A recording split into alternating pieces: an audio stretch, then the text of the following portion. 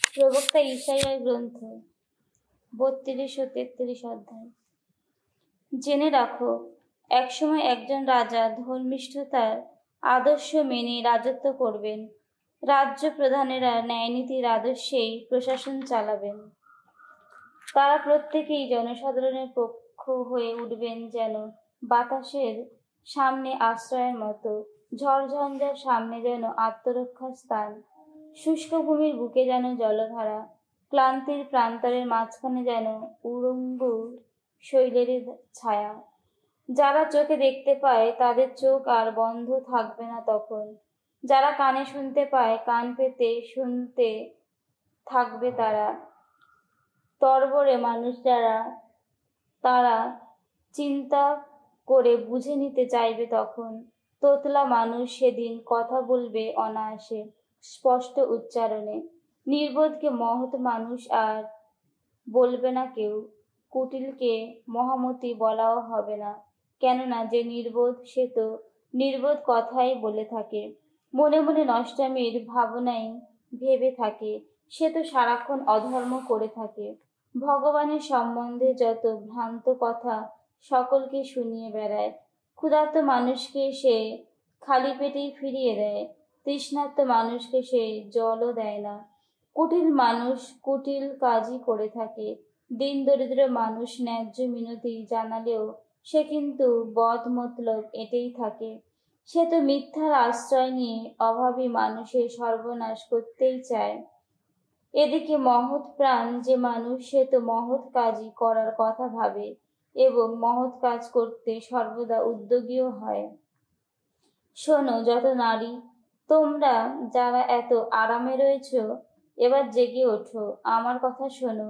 শোনো মেয়েরা, এত নিশ্চিন্তে আছো যারা, যা বলছি তা কান পেতেই শোনো। 1 বছর পার হওয়ার কিছুদিন পরে তোমরা কিন্তু শিউরে উঠবেই। তোমরা যারা এমন নিশ্চিন্তে রয়েছ, আঙুরের ফলন তো নষ্ট হয়ে যাবে, কোনো ফসলও ঘরে তোলা হবে না। হ্যাঁ, কেঁপে ওঠো তোমরা যারা এত আরামে রয়েছ, শিউরেই ওঠো তোমরা এমন নিশ্চিন্তে আছো যারা। তোমরা যখন বসন ছাড়ো, বিবস্ত্রই হও, কোমরে জড়িয়ে নাও লোমের কাপড়। ওই যত সুদৃশ্য শস্যক্ষেত, ওই উর্বর দ্রাক্ষাকুঞ্জ যত, ওই যে আমার আপন জাতির দেশভূমি, সেখানে কাঁটা গাছ ও শেয়াল কাঁটা ছড়িয়ে পড়বে এবার। হ্যাঁ, ওই যত সুখের ঘরবাড়ি, আনন্দে মুখর ওই যে নগরী, ওসবের দশার কথা ভেবে তোমরা এখন বরং শোকে বুক চাপড়াও, কেননা দুর্গটি সেদিন পরিত্যক্ত হবে, মুখর নগরী জনশূন্য হবে। ওফেল পাহাড়টি ও প্রহরায় বুরুজটি চিরকালের মতো হয়ে উঠবে যত গুহা গর্তের স্থান। বুনো গাধার দল খেলে বেড়াবে সেখানে, যত পশুর পাল চড়ে বেড়াবে সেখানে, যতদিন না ঊর্ধ্বলোক থেকে আমাদের ওপর বর্ষিত হয় সেই আত্মিক প্রেরণা। তখন তো মরুদেশ হয়ে উঠবে এক উর্বর উদ্যান। তুলনায় যত উর্বর উদ্যান নিতান্তই অরণ্য বলেই মনে হবে। সেদিন ন্যায়নীতি মরুদেশে অধিষ্ঠিত হবে, ধর্মিষ্ঠতা বিরাজিত হবে উর্বর উদ্যানে। সুখ শান্তি সেই তো হবে ধর্মিষ্ঠতার ফল, চিরদিনের মতো ধীর স্থির নিরাপদ জীবন, সেই তো হবে ধর্মিষ্ঠতার পরিণাম। আমার আপন জাতির মানুষ তখন দিন কাটাবে শান্তিময় পরিবেশে, যে যার নিরাপদ আবাসে, বিশ্রামের নির্বিঘ্ন আশ্রয়ে। এদিকে শিলাবৃষ্টির আঘাতে ওই গোটা অরণ্যই ভূমিসাৎ হবে, ওই গোটা নগরীও ভেঙে ধুলোয় মিশে যাবে। তোমরা কিন্তু সেদিন কত সুখেই না থাকবে। যেখানে জল পাবে সেখানে বীজ বুনবে তোমরা, অবাধে ঘুরতে দেবে নিজেদের যত বলদ গাধাকে।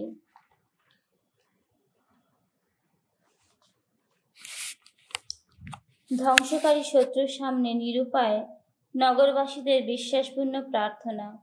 হায় রে তুমি, বিনাশক তুমি, অথচ তোমার উপর বিনাশের আঘাত কেউ তো হানতে যায়নি। বিশ্বাসঘাতক তুমি, অথচ তোমার সঙ্গে বিশ্বাসঘাতকতা কেউ তো করেনি। তুমি যখন শেষ করবে ওই বিনাশের পালা, তোমার নিজেরই বিনাশ ঘটবে তখন। তুমি যখন চুকিয়ে দেবে ওই বিশ্বাসঘাতকতার পালা, তুমি তখন নিজেই হবে বিশ্বাসঘাতকতার শিকার। এখন আমাদের প্রতি সদয় হও ওগো ভগবান, আমরা তোমারই আশায় আছি সকাল থেকেই।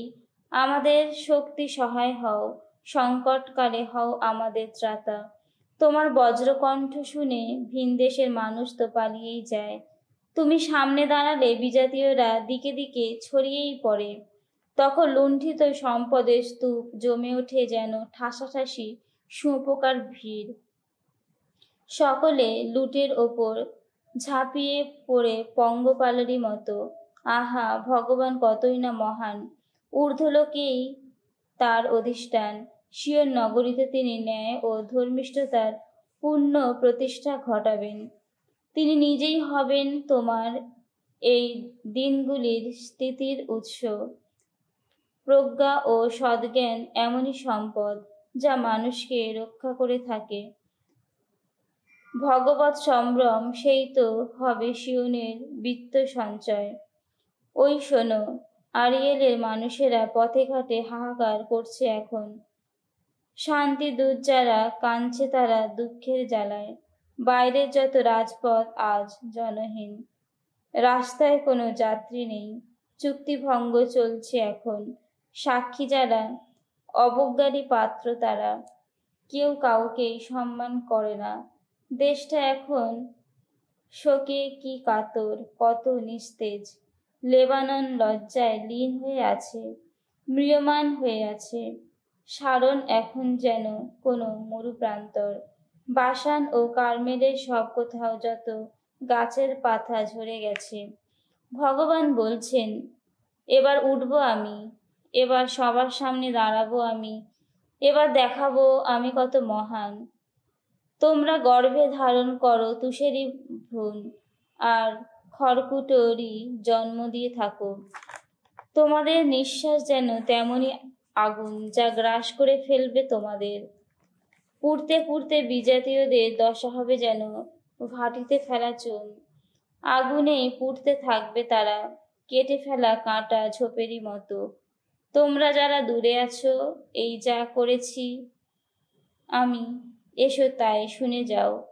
তোমরা যারা কাছে আছো, আমার শক্তি কতখানি সে কথা বুঝেই নাও। সিয়নে আজ পাপীর দল, সন্ত্রাসীর বিহবল। অধর্মীদের দেহে এখন কাঁপুনি ধরেছে, বলছে তারা। অমন সর্বগ্রাসী আগুনের মাঝখানে আমাদের কি বা বল টিকে থাকতে পারে? ওই নিত্য অগ্নি কুণ্ডের মাঝখানে আমাদের কেই বা বল টিকে থাকতে পারে? যে ধর্ম মেনে চলে, যে সত্যি কথাই বলে, শোষণে পাওয়া টাকা যে স্পর্শই করে না, যে কোনো ঘুষ হাতে নিয়ে যে দূরেই ঠেলে দেয়, কোনো খুনের প্রস্তাব না শোনার জন্যে যে কান চাপা দেয়, কোনো নষ্টামি না দেখার জন্যে যে চোখ বন্ধ করে, তেমন মানুষই তো বাস করতে পারবে সুউচ্চ ভূমিতে। সুরক্ষিত শৈলগিরি হবে তার নিত্য আশ্রয়। আহার দেওয়া হবে তাকে, তার পানীয় জলের অভাবও থাকবে না। একদিন চোখ ভরে দেখতে পাবে তুমি সেই রাজার সৌন্দর্য গরিমা। সুদৃঢ় বিস্তৃত তার রাজ্যভূমিও দেখতে পাবে তুমি। অতীতের সেই সব বিভীষিকার কথা চিন্তা করে তুমি ভাববে মনে মনে, কোথায় গেল সেই মানুষ যার কাজ ছিল সবকিছুর সংখ্যা জেনে নেওয়া? কোথায় গেল সেই মানুষ যার কাজ ছিল ওজন করে দেখা? কোথায় গেল সেই সব মানুষ যার কাজ ছিল যত দুর্গ বুরুজের তথ্য জেনে রাখা? তুমি সেই দাম্ভিক জাতির কাউকেই তখন আর দেখতে পাবে না। হ্যাঁ, সেই তাদের আর দেখতে পাবে না যাদের ভাষা এতই কঠিন যে তার কোনো অর্থই করা যায় না। দুর্বোধ্য, হাস্যকর, কেমন যেন ভাষায় কথা বলে যারা। আমাদের যত পর্বীয় সমাবেশের শহর এশিয়নের দিকে এখন চোখ ভরে তাকিয়ে থাকো তুমি। তোমার দু চোখ দেখতে পাবে সামনে ওই তো জেরুসালেম, ওই সেই প্রশান্তির নিবাস, ওই সেই শিবির যা আর কখনো সরানো হবে না, যার খুঁটিগুলো ওপরানো হবে না, যার কোনো দড়ির বাঁধন ছিঁড়বে না কখনো। ভগবান আমাদের জন্য সেখানেই তো দেখাবেন কত মহীয়ান শক্তি তার। এই দেশটি হবে যেন প্রশস্ত যত নদী খালে ভরা এক দেশেরই মতো, কিন্তু দাঁড় পাওয়া কোনো জলযান সেখানে চলাচল করবে না কখনো, সুবিপুল কোনো জাহাজ সেখান দিয়ে যাবে না কখনো। কেননা ভগবান আমাদের বিচারকর্তা, আমাদের বিধানকর্তা, ভগবান আমাদের রাজা, তিনি আমাদের রক্ষা করবেন। তোমার ওই জাহাজের দড়িদরা এখন আলগা হয়ে আছে, মাস্তুলটা তো নিজের জায়গায় শক্ত করে দাঁড় করানো নেই, পালটাও তো ঠিক মতো খুলে দেওয়া নেই। এবার প্রচুর লুট করা দ্রব্য সবার মধ্যে ভাগাভাগি হবে, এমনকি অশক্ত খোড়া লোকেরাও সেই লুটপাটে অংশ নেবে। কোনো অধিবাসী সেদিন আর বলবে না অসুস্থ আমি। তখন জেরুসালেমে বাস করবে যারা, তাদের পাপ তো ক্ষমা করাই হবে। প্রজ্ঞা পুস্তক থেকে পাঠ, 19 অধ্যায় 13 থেকে 22 পদ। মিশরীয়রা সমাদীয়দের চেয়েও বেশি অপরাধী। এদিকে ওই পাপিষ্ঠদের ওপর যেসব শাস্তির আঘাত নেমে এলো, তার আগে কিন্তু ওদের সতর্ক করে দিতে প্রচন্ড বজ্রধ্বনি বারবার ফেটে পড়েছিল। ওদের যত দুষ্কৃতির জন্য ওদের যা ভোগ করতে হলো তা সম্পূর্ণ ন্যায্যই ছিল। ওরা তো ভিনজাতি মানুষের প্রতি অমর নির্মম শত্রুতায় দেখিয়েছিল সেদিন। সদমের লোকেরাও তো তাদের কাছে আসা অচেনা লোকেদের অভ্যর্থনা করতে চায়নি। মিশরীয়রা কিন্তু সেই সব লোকেদেরই দাসত্বে আবদ্ধ করেছিল, যারা তাদের অতিথি ছিল। কত উপকারী করেছিল তাদের। শুধু তাই নয়, সদমের লোকেরা যেহেতু শত্রুর মতোই সেই বিদেশি যাত্রীদের গ্রহণ করেছিল, ঐশ্ব শাস্তি তাদের পেতেই তো হবে। মিশরীয়রা কিন্তু প্রথমে কত আনন্দ উৎসব করে ইসরায়েলীয়দের বরণ করেছিল, তারপর সেই তাদেরই ওপর তারা চাপিয়ে দিয়েছিল নিদারুণ খাটুনির বোঝা। যদিও তখন ইসরায়েলীয়রা তাদের সঙ্গে ভোগ করত সমান অধিকার। ধর্মনিষ্ঠ লোটের দরজার সামনে দাঁড়ানো লোকেদের চোখ অন্ধতায় আচ্ছন্ন হয়েছিল। তাদেরও তো একই দশা ঘটল তখন। অন্ধকারে গ্রাসে পড়ে যে যার দরজা দিয়ে বাইরে আসার পথ খুঁজতে লাগলো। জগতে যত মূল্য উপাদানগুলির মধ্যে তখন গুণে অদল বদল করতে লাগলো। যেমন বীণার স্বরধ্বনি নিজস্ব ধ্বনি বজায় রেখেও নানা লয়ে ঝংকার তুলতে পারে। তখন যা কিছু ঘটেছিল তা একটু খুঁটিয়ে দেখলেই ব্যাপারটা স্পষ্ট হয়ে ওঠে। সেদিন তো ভূচর প্রাণীর জলচর হয়ে উঠেছিল। সাঁতারু প্রাণীরা ডাঙাতে উঠে এসেছিল। জলের মধ্যে আগুনের তেজ আরো বেড়েছিল। জলও তো আগুন নেভানোর শক্তি হারিয়ে ফেলেছিল। এদিকে যে সমস্ত ক্ষীণপ্রাণ জীব অগ্নিশিখার মাঝখান দিয়ে হাঁটাচলা করছিল, তখন সেই আগুনে একটুও দগ্ধ হচ্ছিল না তাদের শরীর। ঝুড়ো ঝুড়ো বরফের মতো দেখতে সেই যে অমৃত অন্ন, তা সহজেই গলে যেত। তা গলছিল না আগুনের তাপে। সত্যি প্রভু, সব দিক থেকে তোমার আপন জাতিকে তুমি গৌরবে গরিমায় ভূষিত করেছ। কখনো কোথাও তুমি তো তাদের সহায়তা দানে কোনো ত্রুটি রাখোনি। তিমথির কাছে সাধু পলের প্রথম ধর্মপত্র 4 অধ্যায়। পবিত্র আত্মা স্পষ্টই বলেছেন যে শেষের দিনগুলিতে কেউ কেউ খ্রিস্ট বিশ্বাসের পথ থেকে সরে যাবে। তারা ছল ভরা যত আত্মিক শক্তির প্রতি অনুগত্য দেখিয়ে শয়তানি নানা মতবাদ মেনেই নেবে। যারা এমন সব মতবাদ প্রচার করে বেড়াবে তারা তো ভণ্ড, মিথ্যাবাদী। তাদের বিবেক যেন জ্বলন্ত লোহার শিক দিয়ে দাসত্ব চিহ্নের চিহ্নিত। তারা নিষেধ করে বেড়াবে কেউ যেন বিয়ে না করে, কেউ যেন এটা ওটা না খায়। অথচ পরমেশ্বর কিন্তু ওসব খাবার সৃষ্টি করেছেন যাতে যাদের মনে তার প্রতি বিশ্বাস আছে, যারা সত্যকে জানতে পেরেছে, তারা যেন তাকে ধন্যবাদ জানিয়ে ওইসব খাবার গ্রহণ করে। পরমেশ্বর যা কিছু সৃষ্টি করেছেন তা তো ভালোই, তাই কোনো খাবারই বর্জনীয় নয়। শুধু ঈশ্বরকে ধন্যবাদ জানিয়ে তা গ্রহণ করা উচিত। মানুষের ওইসব বাণী উচ্চারণে ও প্রার্থনায় তা তো পবিত্র হয়ে ওঠে। তুমি যদি এইসব কথা ওখানকার ধর্ম ভাইদের বুঝিয়ে দাও, তাহলে তুমি তো খ্রিস্ট যিশুর একজন যোগ্য সেবকেরই কাজ করবে। তখন বোঝা যাবে যে ধর্মবিশ্বাস ও যথার্থ ধর্মশিক্ষার পথ এতদিন সযত্নে অনুসরণ করে এসেছে তা সত্যিই তোমার মধ্যে সার্থক হয়ে উঠেছে। তুমি কখনো নিতান্তই লৌকিক যত উপকথা, আষাঢ়ে যত গল্পের ধারের কাছেও যেও না। ধর্মশীল মানুষ হওয়ার জন্য বরং সাধনা করো। শরীর চর্চায় মানুষের কিছু উপকার হয় বটে, কিন্তু ধর্মশীলতা সব দিক থেকেই কল্যাণকর। এরই ওপর নির্ভর করেছে কি ইহলোকে কি পরলোকে ঈশ্বরের প্রতিশ্রুত মহাজীবন লাভ।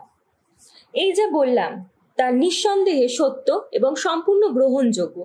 আসলে আমরা এই যে এত পরিশ্রম করছি, এমন প্রাণপণ সাধনা করে চলছি, তার কারণ আমরা তো আশা ভরসা রেখেছি স্বয়ং জীবনময় ঈশ্বরেরই ওপর, সেই তারই ওপর যিনি সকল মানুষের পরিত্রাতা, বিশেষ করে তাদেরই পরিত্রাতা, তার প্রতি বিশ্বাসী যারা। তুমি সবাইকে এইসব নির্দেশ পালন করতে বলবে এবং এইসব ব্যাপারে ধর্মশিক্ষাও দেবে। দেখো, তোমার বয়স কম বলে কেউ যেন তোমাকে উপেক্ষা না করে, তবে তুমিও যেন তোমার কথাবার্তায়, আচার ব্যবহারে, প্রীতি ভালোবাসায়, ধর্মবিশ্বাসে, সুচিতায় সকল খ্রিস্ট বিশ্বাসীর সামনে একটি দৃষ্টান্তই হয়ে ওঠো। আমি তোমার ওখানে না আসা পর্যন্ত তুমি শাস্ত্রপাঠ, উপদেশ দান ও ধর্মশিক্ষার কাজে নিজেকে ব্যাপৃত রাখো। তোমার মধ্যে যে আধ্যাত্মিক শক্তি রয়েছে, যখন মণ্ডলীর প্রবীণেরা তোমার উপর সেদিন হাত রেখেছিলেন, তখন প্রাবক্তিক বাণী ঘোষিত হওয়ার ফলে সেই যে শক্তি তোমাকে দেওয়া হয়েছিল তা অবহেলায় নিষ্ফল হতে দিও না। তোমার ওই সমস্ত কর্তব্য সযত্নে পালন করো তুমি, তাতেই মগ্ন থাকো তুমি। তাহলে সকলে বুঝতে পারবে তুমি কেমন উন্নতির পথে এগিয়ে চলছো, নিজে কি করছো এবং কি ধর্মশিক্ষা দিচ্ছ সে বিষয়ে সর্বদাই সতর্ক থেকো। তোমার ওই সমস্ত দায়িত্ব তুমি পালন করেই চলো, কেননা তা করলে তুমি নিজেকেও বাঁচাতে পারবে, আর যারা তোমার কথা শুনবে তাদেরও বাঁচাতে পারবে।